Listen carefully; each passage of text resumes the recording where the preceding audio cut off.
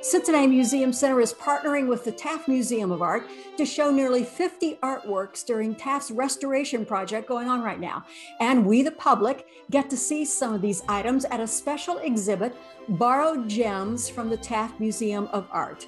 Elizabeth Pierce, President and CEO of the Museum Center, is with us to talk about it, along with Deborah Scott, President and CEO of the Taft. Thank you both for being with us. Thanks for having us.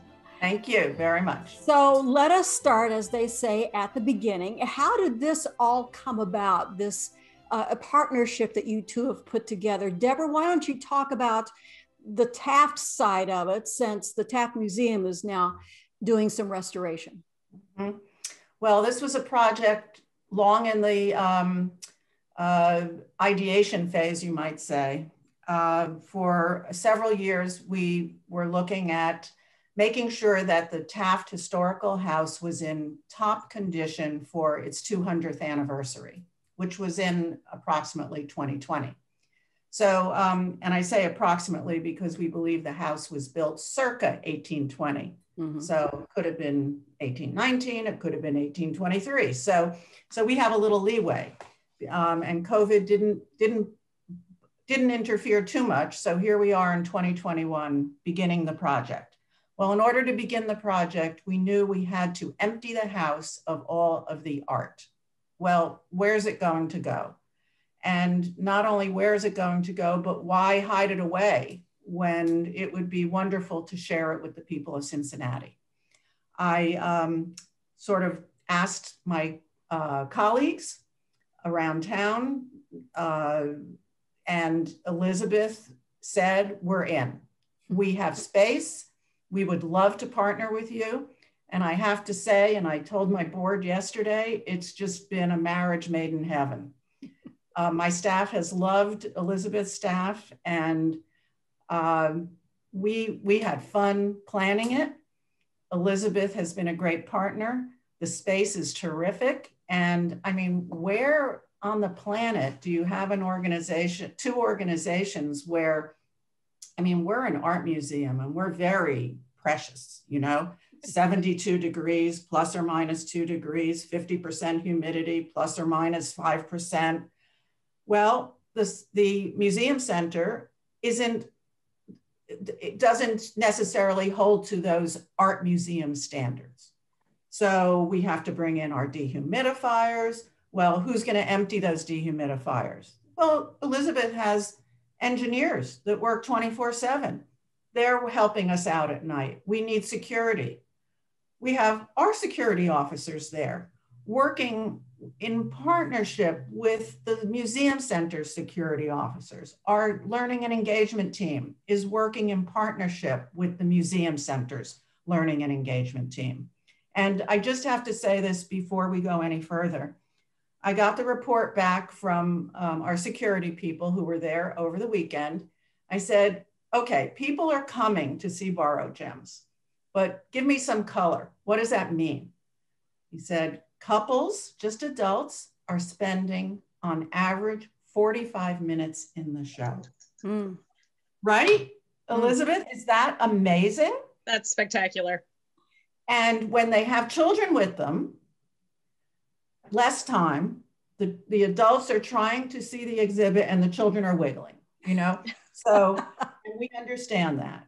So I would say it's been a great success already. I'm sorry, I know.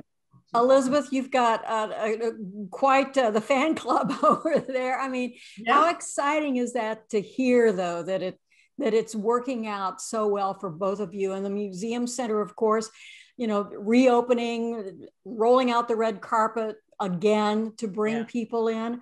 Why did you look at this and say, yeah, we can do this? Well, we did the same thing, right? We had to empty out Union Terminal in 2016 to begin to take it apart and put it back together again. So I have significant empathy for the experience that the Taft Museum is undergoing. And it just made sense to be available, and then to be able to have another layer of content to put inside Union Terminal. And what I am grateful for is this relationship that kind of dovetails the art and the history with our organization as well. So we are, 200 years old. Natural History Museum dates back to 1818. The Historical Society goes to 1831. To be able to have the watches, the ceramics, the paintings that were part of our community inside Union Terminal gives us an opportunity to dive deeper into our content. We've got, letters and manuscripts and early drawings and patents and all of these things that kind of dovetail beautifully into what you're seeing from the Taft. And we have our own landscape art to record the natural history of the community. And that's inspired by a lot of the landscape artists that you're going to see in the Taft show. So it's a really multi-layered opportunity to go deep. Hopefully people will come back and visit it time and time again while it's with us. Even if the kids are wiggling a little bit, mom and dad and grandma and grandpa can come back again to see it. But it's just a perfect marriage of the content as well as our teams that really love working together. So it's a lot of fun to be able to do. And Deborah, you mentioned that basically you have to empty out the house to do all this work. So how did you decide what to include in Borrowed Gems? And then Elizabeth, on the other side, how did you figure out that you could accommodate that? So Deborah, first walk us through the process. How did you decide what was going to go across the street to the museum center? Some of the works, so your readers may know that in 2004, the Taft Museum was expanded. And we have on premises now open and available the cafe, the shop, and the Fifth Third exhibition gallery. So we have about 80 works in the Fifth Third exhibition gallery, but we had many more that we had no room for. So we tried to for example, two beloved works at the museum are by Turner, the British artist Turner. Well, we decided let's not have two at the Taft. Let's have one at the Taft, one at the museum center. We have some Chinese vases at the Taft, and we wanted to send some over to the museum center. So we tried to divide it up so that there would be two wonderful shows. And I know many people love our watch collection, and they're usually exhibited sort of flat against a wall in a case. At the museum center, you have the wonderful experience of being able to see front and back, and they're lit in a way that they sparkle, and they are installed on mounts that were originally used by Charles Phelps Taft when he displayed them at home. They were in a box to be thrown away, and Mark Rolling, our brilliant chief designer, saved them from being tossed, and now we get to see them at the museum center. And the faces of the watch, they haven't been seen in decades, right? Only one side have been seen. Yeah. And these watches are interesting because they were not necessarily great timekeepers, but they were examples of the owner's great wealth and status in their community, that they had this wonderful treasure on their watch chain. So Elizabeth, for your end of it, how did you decide what would be the best for your space, what you could do, and what you could show safely over there at the museum center? Well, it's always a game of Tetris in our organization, like what thing goes in which space for what period of time. And we've got a little puzzle to put together. And it was really in consultation with the Taft security team and curators to say, here are a variety of spaces that could be utilized either for storage or display. What's going to match up with your level of comfort for the care and the protection of the item? So it worked out that they are in the combination space. We have two galleries on the mezzanine level. One is named in honor of Bill Mallory, and the other is named in honor of John Ruthven. And they can be combined, and you now see them beautifully combined with great graphics and art that the Taft Museum team put together. And so it's just there and you can flow through it. And I think it works out beautifully. And, you know, it's interesting, and Deborah can speak to this more eloquently than I, the Tafts wanting to bring back these treasures of Europe and elsewhere to be points of inspiration for our community really helped give rise to a number of industries in our region that will show up in the History Museum. And so, you know, you can draw this lineage from the Chinese ceramics back to the inspiration of Rookwood. And, you know, there are some scavenger hunts one can do inside Union Terminal. You could go find the Rookwood mosaic mural down in the History Museum. You can find the Taft Historic House in the Cincinnati in Motion in the top of the History Museum. You can look at Turner's landscapes, and then you can think about that as you walk through the Ice Age Trail and begin to really appreciate kind of how all these things fit together. Mm-hmm.